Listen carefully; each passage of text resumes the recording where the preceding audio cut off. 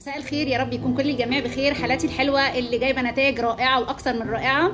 مدام مروه ابتدت معانا 126 و400 جرام، احنا النهارده 118 35 جرام. ابتدت نسبه الدهون بتاعتها 56 و900 جرام، احنا النهارده بسم الله ما شاء الله 53 و300 جرام. ابتدت الدهون الحشويه 21، احنا النهارده 19. الكلام ده يا جماعه في قد ايه؟ في 3 اسابيع فقط. قولي لي بقى يا مروه، فرقت معاكي ال3 اسابيع دول في ايه؟ عايزه اقول لكم مروه دي عندها كميه طاقه ايجابيه انا بعشقها.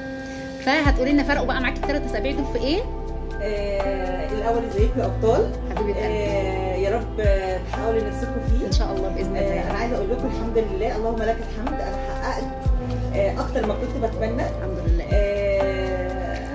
عايزه اقول لكم ما كنتش بتحرك، ما كنتش بعرف اخد نفسي حلو، ولادي بيناولوا لي كل حاجه، حسيت ان انا بقيت 70 سنه مره واحده. صحيح.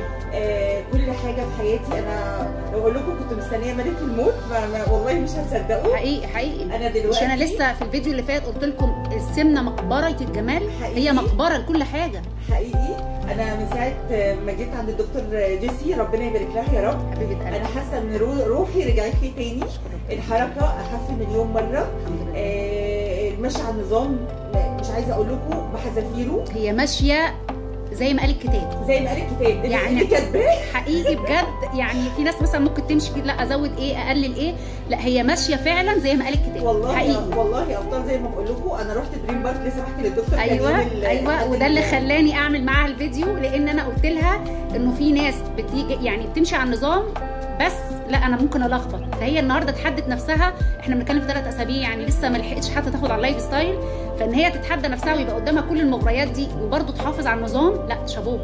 حبيبتي يا دكتوره، شابوه بجد.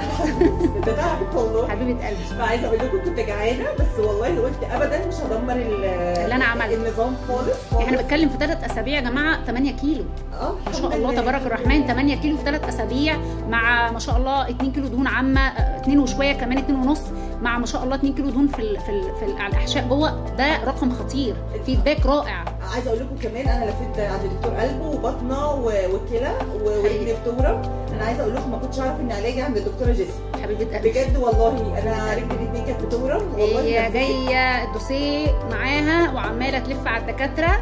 انا والله ما تخيلت ان انا علاجي تغذيه. انا زي ما قلت لك يا مروه وزي ما بقول للحالات دايما، مفيش عظام هيجيب نتيجه، دكتور عظام هيجيب نتيجه معاك من غير التغذيه، مفيش دكتور قلب هيجيب نتيجه معاك من غير تغذيه، مفيش دكتور مفيش اي عرض صحي هيمشي معاك من غير التغذيه. بدون التغذيه هتفضل ماشي في الدوامه بتاعتك دي ومش هتاخد اي رد فعل.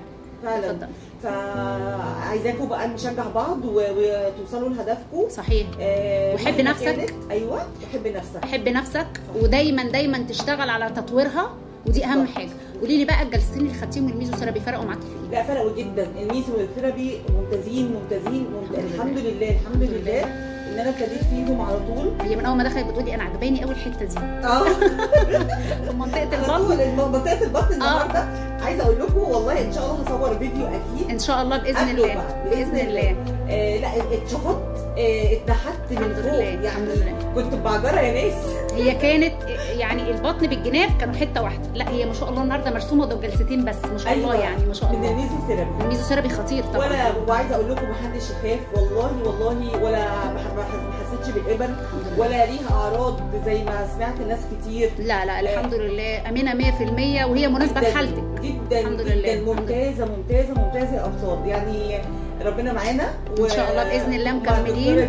احنا النهارده طلعنا مروه عشان هي عامله اولا نتيجه تحفه في 3 اسابيع، زائد ان هي حد عارف قوي قيمه نفسه وعارف قدرات نفسه، فدي حاجه حلوه. قالت لي كام حاجه انه هو ده التغيير، وهو ده دايما ان انا بتكلم عليه، انه انت هدفك لازم يبقى التغيير، ومش ان انا بتكلم وخلاص واقول هغير، لا اغير على ارض الواقع. الحمد لله هي مختلفه شكلا وموضوعا، قدرت تتحدى نفسها وقدرت ان هي تسيطر على رغباتها، فدي حاجه في حد ذاتها اصلا يعني مهمه جدا، وهو ده اللي احنا المفروض بنشتغل عليه.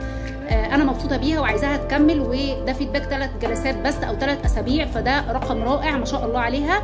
فاسعوا لنفسكم وحبوا نفسكم وغيروا نفسكم، عشان هي الاستثمار الاول والاخير ان انت تستثمر في نفسك. الصحه يا جماعه تاج على رؤوس الاصحاء، فخد بالك من نفسك عشان هي دي اللي باقيه لك، صحتك هي اللي باقيه لك. اوعى صحتك تخونك عشان صدقني انت اللي هترجع تزعل. فربنا معاكم وربنا مع الجميع، ودايما زي ما بقول دمتم اصحاء.